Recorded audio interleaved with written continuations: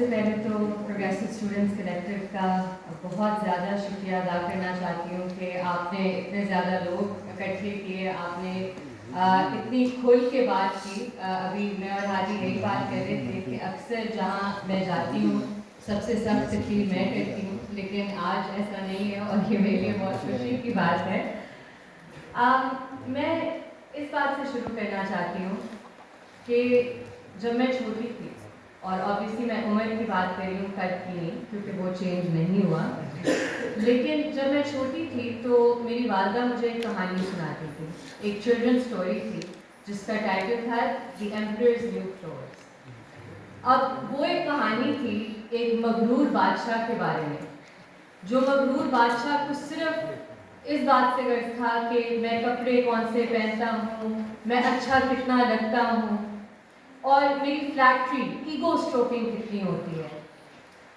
تو I don't know ادھر کتنے لوگوں کو پتہ ہے کہ مغرور بادشاہ کی کہانی اینڈ کیسے ہوتی ہے. میں آپ کے ساتھ شیئر کرتی ہوں. مغرور بادشاہ کے لیے دو لوگ آتے ہیں، دو ویورز، اور وہ اس سے بتاتے ہیں کہ ہم آپ کے لیے کپڑے بنائیں گے، بہت خوبصورت کپڑے ہوں گے. اور بادشاہ ننگا کھڑا ہو جاتا ہے اور وہ کہتے ہیں کہ یہ کپڑے آپ نے بہت اچھے پہنے ہیں. بادشاہ جاتا ہے عوام میں، سڑکوں پر، اور ادھر سارے تعریف کر رہے ہوتے ہیں جب بادشاہ ننگا چل رہا ہوتا ہے، فلیکٹری کر رہے ہوتے ہیں. اس ملک میں بھی ایسے بہت سے خوش آمدید لوگ ہیں. تو فلیکٹری کرتے کرتے ایک بچہ پوچھتا ہے، انفیکٹ بچہ کہتا ہے سڑک پر کہ بادشاہ تو ننگے ہیں. پاکستان میں بھی آج یہ حالات ہے. ایک آئینی ترمیم اس ملک میں لائی گئی ہے. میں اس پہ بات کروں گی کہ اور ادھر بہت سے مسائل پر ابھی ڈسکشن ہوئی ہے، لیکن یہ جو آئینی ترمیم، یا آپ کہہ سکتے ہیں ایک گائز آف آئینی ترمیم لائی گئی ہے، اس کا مقصد ٹو فولڈ ہے. نمبر 1 کہ بادشاہ صاحب کو وہ عزت دی جائے جو انہیں نہیں ملتی. بادشاہ صاحب کو لائف ٹائم امیونٹی دی جائے ان جرائم کے لیے جو انہوں نے ابھی کمٹ بھی نہیں کیے. بادشاہ صاحب کو یہ ایک تاثر کریٹ کیا جائے معاشرے میں کہ بادشاہ صاحب کی قبولیت بہت ہے، بادشاہ صاحب لوگوں میں بہت مقبول ہے. لیکن حقیقت کچھ ایسی ہے کہ جب آپ اس طرح کی آئین سازی یا قانون سازی کرتے ہیں، اس کا مطلب ہے کہ آپ لیجٹمیسی لیک کرتے ہیں. آپ کی وہ مقبولیت نہیں ہے جس کا آپ یہ ایک فساد کریٹ کرنے کی کوشش کر رہے ہیں. دوسرا مقصد 27ویں آئینی ترمیم کا یہ ہے کہ جو آپ کا پہلے سے ایک آپ کی نوری لنگڑی عدالتی جو نظام ہے اسے بالکل ہی ختم کر دیا جائے. اب آج سے ایک نئی فیڈرل کانسٹیٹیوشنل کورٹ ہوگی. اس فیڈرل کانسٹیٹیوشنل کورٹ کے جج حکومت پک کرے گی. حکومت ڈکٹیٹ کرائے گی کہ وہ فیڈرل کانسٹیٹیوشنل کورٹ کس طرح کے فیصلے کرتی ہے. اور سب سے انٹرسٹنگ بات کہ اب جہاں پہلے یہ آئین میں شک تھی کہ سپریم کورٹ کے فیصلے تمام سبارڈینیٹ کورٹس پر بائنڈنگ ہے، اب فیڈرل کانسٹیٹیوشنل کورٹ جسے کوئی پریسیڈنٹ آبزرو کرنے کی ضرورت نہیں ہے، اس کے فیصلے سپریم کورٹ پر بھی بائنڈنگ ہوں گے. یہ ایک قسم کا مذاق ہے، اور یہ پہلا مذاق نہیں ہے جو پاکستان کے عوام کے ساتھ کیا گیا ہے. لیکن افسوس کی بات یہ ہے کہ جو ہم ایکسپیکٹ کر رہے تھے، جو ہم توقع کر رہے تھے کہ ریزسٹنس ہوگی، میں آپ کو آنیسٹلی ایک بات بتاؤں کہ آج ادھر آنے سے پہلے مجھ میں وہ ہوپ ختم ہو رہی تھی.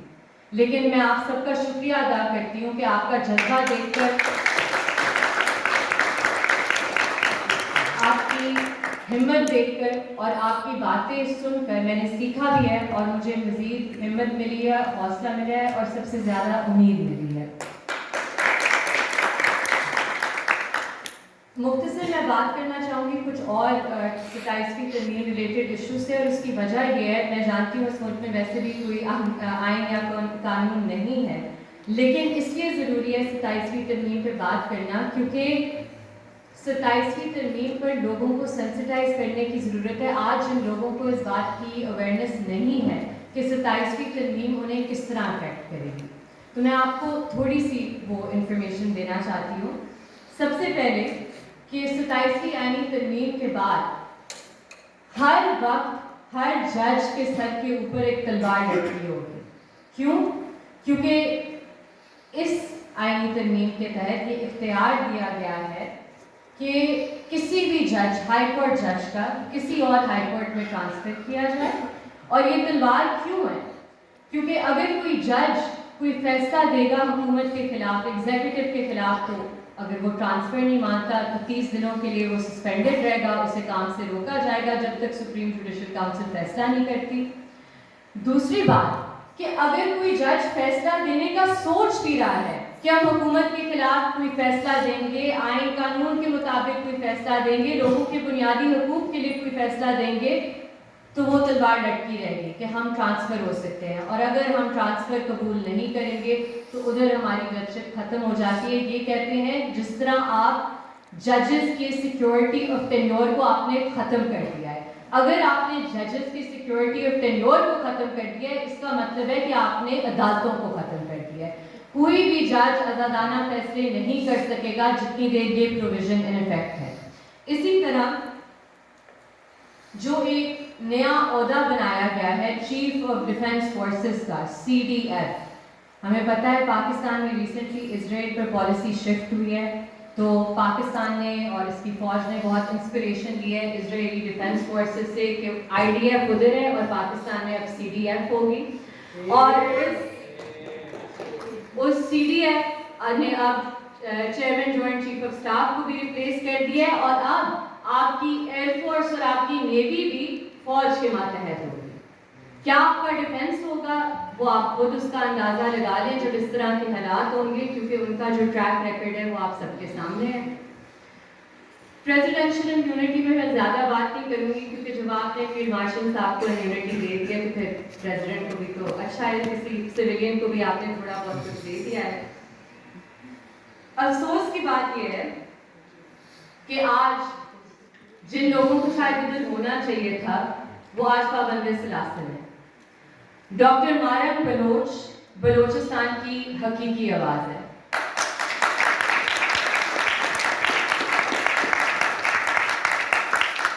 علی وزیر خیبر پختونخوا کے لوگوں کی حقیقی آواز ہے. ابھی میں ایک ٹرائل فیس کر رہی ہوں جس پہ مجھ پہ یہ الزام لگایا گیا ہے کہ میں PTM اور BYC کو گلوریفائی کرتی ہوں، اور کیونکہ وہ پرسکرائب ہے میں سائبر ٹیررزم کمٹ کر رہی ہوں. تو آج میں وہ اصل میں ادھر بھی پرپیچویٹ کرنا چاہتی ہوں اس چیز کو کہ مارن بلوچ جب تک پابند سلاسل ہے بلوچستان میں کانفلکٹ جاری رہے گا. کیوں جاری رہے گا؟ کیونکہ ریاست خود یہ پیغام دے رہی ہے بلوچ عوام کو کہ پرامن راستے آپ کے لیے بند ہے. ڈاکٹر مارن بلوچ کا جرم صرف یہ ہے کہ انہوں نے جبری گمشدگیوں کے مسئلے کو ہائی لائٹ کیا، انہوں نے ماورائے عدالت قتل کے مسئلے کو ہائی لائٹ کیا، انہوں نے کل اینڈ ڈمپ پالیسی کو اسلام آباد کے لوگوں تک پہنچایا کہ بلوچستان میں ہوتا کیا ہے. علی وزیر کا جرم یہ ہے کہ اس نے اپنے لوگوں کے حقوق کی بات کی. ادھر بھی وہی مسائل ہیں جو آج پنجاب تک بھی پہنچ گئے ہیں، کیونکہ ادھر سے اس ٹائم پر آواز نہیں اٹھی تھی. آج بھی جو ایک جبری گمشدگیوں کا کمیشن ہے اس میں ریسنٹلی پیش ہوئی تھی، اور اس جبری گمشدگیوں کے کمیشن میں ریسنٹلی عائشہ بیگم بتاس رکھی گئی، لیکن انہوں نے دھڑا دھڑ کیسز بند کرنا شروع کر دیے. کیوں؟ کیونکہ وہ دنیا کو دکھانا چاہتے ہیں کہ پاکستان میں کوئی لاپتہ نہیں ہوتا، ادھر کوئی جبری گمشدگیوں کا مسئلہ نہیں ہے، اور کہ ایک جھوٹا بیانیہ بنایا جا رہا ہے، اینٹی اسٹیٹ بیانیہ بنایا جا رہا ہے. جبکہ حقیقت یہ ہے کہ اس کمیشن کی اس کارکردگی سے پہلے بھی کمیشن کس طرح کیس بند کرتی تھی. کمیشن اس طرح کیس بند کرتی تھی کہ وہ کہتی تھی کہ اچھا کوئی انٹرنمنٹ سینٹر میں پڑا ہے پچھلے 10-15 سالوں سے، تو چلیے ہمیں پتہ تو ہے وہ انٹرنمنٹ سینٹر میں پڑا ہے، ہم یہ کیس بند کر دیتے ہیں. کسی شخص کی لاش ملتی تھی تو وہ کہتے تھے چلیے اس شخص کی لاش مل گئی ہے، اس کیس کو بند کر دیتے ہیں. آج اس ساری بربریت، اس سارے ظلم کے باوجود یہ کافی نہیں ہے ان طاقتوں کے لیے. وہ کہتے ہیں کہ نہیں، ہم چاہتے ہیں کوئی کیس آئے ہی نہ کمیشن میں. ہم چاہتے ہیں کہ جو آپ نے پہلے سے کمیشن کو اس طرح بنایا ہوا ہے کہ ادھر جو جوائنٹ انویسٹیگیشن ٹیم ہے اس میں اغوا کار ایجنسیاں بیٹھ کے فیصلہ کرتی ہے کہ کیا یہ جبری گمشدگی کا کیس ہے یا نہیں. وہ بھی آپ کے لیے کافی نہیں تھا کہ اب آپ کہتے ہیں تمام جبری گمشدگیوں کے کیسز بند کیے جائیں.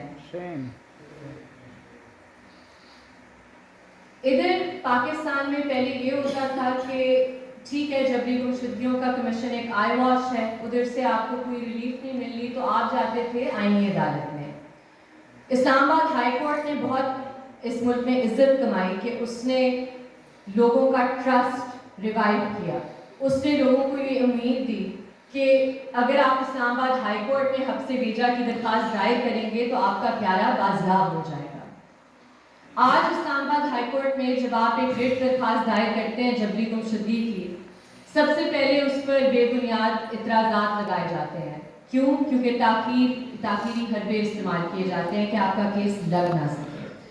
پھر آپ کا کیس لگتا ہے کسی کرنل منہاس میجر اعظم کی عدالت میں, جو کہ آئینی عدالت میں بیٹھے ہوئے تو ہیں لیکن وہ فوج کے نمائندے کے طور پر ادھر بیٹھے ہوئے ہیں. وہ ادھر فیصلے کرتے ہیں کہ جی آپ کو پروڈکشن آرڈر تک جاری کر کے نہیں دیں گے. آئینی عدالت جس کا بنیادی کام ہے حبس بیجا کی درخواست میں کہ ایک پروڈکشن آرڈر جاری کیا جائے, وہ پروڈکشن آرڈر اب نہیں جاری کرتے. اور اگر آپ کہتے ہیں عدالت میں کہ ابھی تک اس کیس میں 3 مہینے 4 مہینے 5 مہینے ہو گئے ہیں, پروڈکشن آرڈر کیوں نہیں جاری ہو رہا, تو آئینی عدالت کے جج آپ کو یہ جواب دیتے ہیں کہ میں ایک ایسا کوئی آرڈر نہیں پاس کرنا چاہتا جس پر میں عمل درآمد نہ کروا سکوں. تو یہ حالات ہے ہماری آئینی عدالتوں کا. تو 27ویں ترمیم کے بعد کیا رہنا تھا, آئی تھنک وہ تو بالکل ہی کلیئر ہو گیا ہے. بہت لوگ کہتے ہیں کہ جی آپ عمران خان پر بات نہیں کرتی, تو آج میں خصوصاً ان کا ذکر بھی کر دیتی ہوں. چاہے مجھے یا آپ کو عمران خان پسند ہو نا پسند ہو, حقیقت یہ ہے کہ 8 فروری کو پاکستان تحریک انصاف اس ملک میں الیکشن جیتی تھی. آپ نے, آپ سے مراد جو اس ملک کی ملٹری اور سیکیورٹی اسٹیبلشمنٹ ہے, آپ نے لٹرل مینڈیٹ تھیفٹ کیا. آپ نے عدالتوں کو ڈیفنکٹ کر دیا صرف اس لیے کہ آپ ایک عمران خان کو قید میں رکھ سکیں.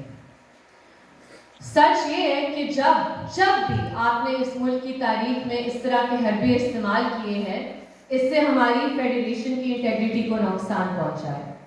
آپ نے جو کیا ایسٹ پاکستان میں, آج بھی آپ تسلیم کرنے کے لیے تیار نہیں. جو اس پر شاعری لکھے گی وہ میں آج پڑھنا چاہتی تھی لیکن وہ بینڈ ہے, تو میں نہیں چاہتی کہ HRCP پر یا PSC پر پرچہ کاٹا جائے. لیکن بات یہ ہے کہ اس طرح کی بربریت سے, اس طرح کی جو آپ یوز آف فورس کریں پرامن لوگوں کے خلاف اس حد تک کہ اب کوئی ایک شاید گھر بھی نہیں پاکستان میں جو پولیٹیکل موٹیویٹڈ کیس کا سامنا نہیں کر رہا, جبری گمشدگی کا سامنا نہیں کر رہا, یا ماورائے عدالت قتل کا سامنا نہیں کر رہا. پہلے بھی بات ہوئی, میں تھوڑی مختصر صرف اس پہ بات کرنا چاہتی ہوں, افغان ریفیوجیز والے ایشو پر. ابھی بھی اسلام آباد میں ایک پارک میں کوئی تقریباً 200 سے زیادہ افغان ریفیوجیز کی فیملیز ادھر رہ رہی ہیں کھلے آسمان تلے.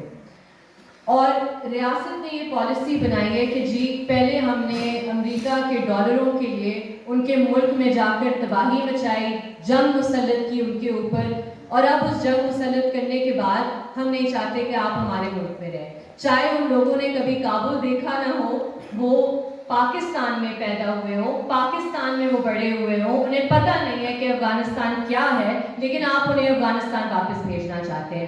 وہ جو ریفیوجیز ہیں, اور میں یہ بات اس پلیٹ فارم پہ اس لیے شیئر کرنا چاہتی ہوں کیونکہ ابھی تک اس پہ پبلکلی بات نہیں ہوئی اور یہ بہت کنسرننگ سچویشن ہے. ادھر جب میں افغان ریفیوجیز سے ملی تھی تو انہوں نے مجھے ایک بات بتائی کہ ان کا جو سارا ڈیٹا ہے وہ UNHCR کے پاس ہوتا ہے, اور انہوں نے مجھے بتایا کہ UNHCR یہ ڈیٹا اسلام آباد پولیس کو دے رہی ہے تاکہ وہ افغان ریفیوجیز جہاں رہ رہے ہیں ان کی رہائش گاہوں پر چھاپے مار کر انہیں ڈپورٹ کریں. یہ ہم UNHCR کی بات کریں جس نے پاکستان کے ساتھ 8 معاہدے کیے ہوئے ہیں افغان ریفیوجیز پر. تو اگر یہ صورتحال اور یہ انڈیکیٹو ہے کہ پاکستانی ریاست کو یہ امپیونٹی کہاں سے مل رہی ہے. پہلے ہم بات کرتے تھے کہ جی انٹرنیشنل کمیونٹی کا پریشر, علی صاحب نے ابھی بات کی تھی کہ انٹرنیشنل کمیونٹی میں کیا رہ گیا ہے, غزہ کے بعد کیا وہ کوئی مورل لیجیٹمیسی رکھتے ہیں ان ایشوز پر بات بھی کرنے کی. ابھی میں زیادہ مایوسی نہیں پھیلانا چاہتی، اس لیے میں چاہوں گی کہ میں سلوشنز کی طرف آؤں کہ ہم کیا کر سکتے ہیں. میری نظر میں آج جو چارٹر ادھر پریزنٹ کیا جائے گا، جو فریم کیا جائے گا، اسے ایک منیمم کامن ایجنڈا کے طور پر ہم دیکھیں.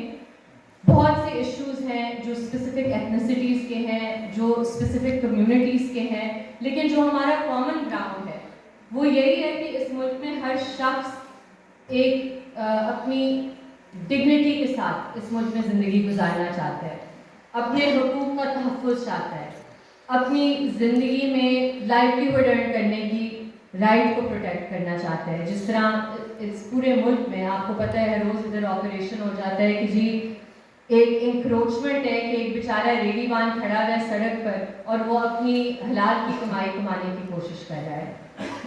تو سلوشنز میں یہ منیمم کامن ایجنڈا بہت ضروری ہے فریم کرنا کہ کون سے ایشوز ہیں جو پاکستان کے نوجوان طبقے کے لیے نان نیگوشیبل ہے، وہ ہماری ریڈ لائن ہے. میری تجویز اس میں یہ ہے کہ جبری گمشدگیوں کا مسئلہ پاکستان کا سب سے بڑا مسئلہ ہے اس ٹائم پر، جو ایک پریکٹس سندھ سے شروع ہوئی اور خاموشی کی وجہ سے بڑھتی گئی اور آج وہ لیول آف امپیونٹی آ گیا ہے کہ اسلام آباد شہر سے دن دہاڑے لوگوں کو اٹھایا جاتا ہے اور وہ کبھی مل نہیں پاتے اس کے بعد. تو جبری گمشدگیوں کے مسئلے کو حل کیے بغیر ایک منیمم کامن ایجنڈا نہیں فریم ہو سکتا.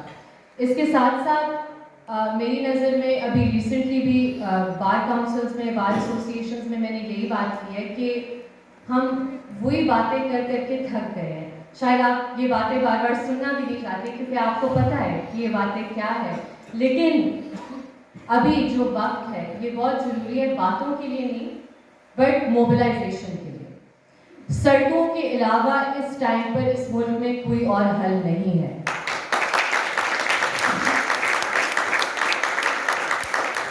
اگر آج ہم ریزسٹ نہیں کریں گے تو کل ہم ایگزسٹ نہیں کریں گے. اگر آج ہم سڑکوں کا رخ نہیں کریں گے تو اس ملک کی جو پہلے سے تباہی ہو رہی ہے اسی طرح چلتا آئے گا. نہ اس ملک میں پارلیمان ہے، نہ اس ملک میں عدالتی نظام ہے، اور جو پسے ہوئے طبقے ہیں ان کے ساتھ تو ہمیشہ جو اس ریاست کا سلوک رہا ہے وہ آپ کے سامنے ہے.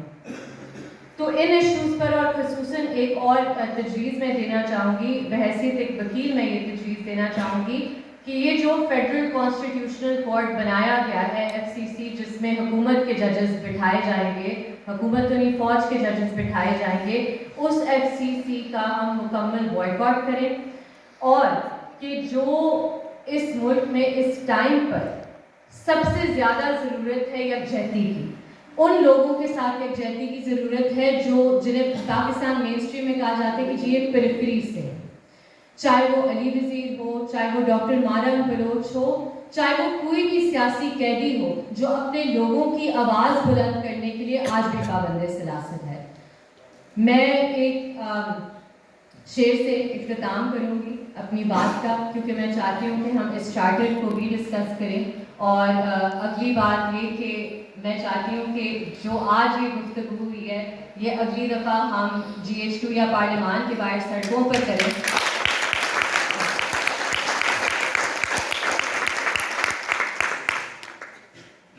اندھوں بہروں کی نگری میں یوں کون توجہ کرتا ہے، ماحول سنے گا دیکھے گا جس وقت بجیں گی زنجیریں.